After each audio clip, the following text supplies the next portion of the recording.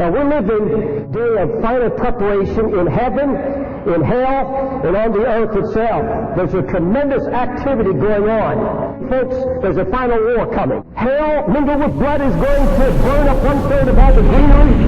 The seas are going to be polluted. A great star, a meteor, is going to fall on the earth, burning like a torch, and poison the rivers and the lakes and the streams. The sun and the moon, the stars are going to be darkened. Now, all things are coming to an end. And now he's reaching out to the churches and saying, no more coldness, no more lukewarmness.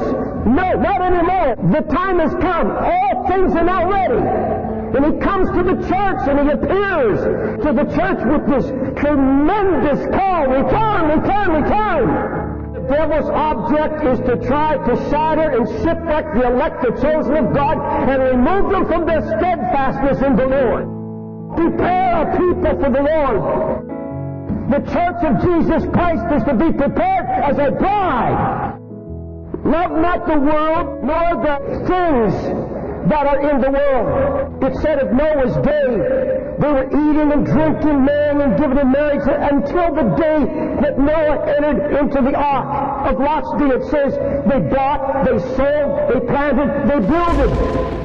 All through the scripture it says, awaken, awaken, stir yourself. So we shall give an account to him that is ready to judge the living and the dead. But the heavens and the earth which are now, by the same word, are kept in store, reserved unto fire against the day of judgment and perdition of ungodly men. What manner of persons ought you to be in all holy conversation of godliness, looking for and hasting unto the coming of the Lord?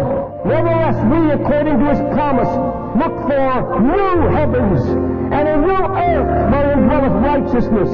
Wherefore, beloved, seeing that ye look for such things, be diligent that ye may be found of him in peace, without spot and blameless.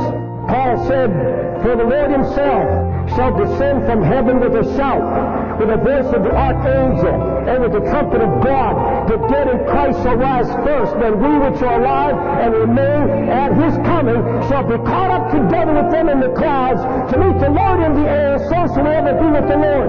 Wherefore, comfort one another with these words. You're going to have to set your heart to seek me. Church, I want you. I'm coming back for you. I'm preparing a place for you.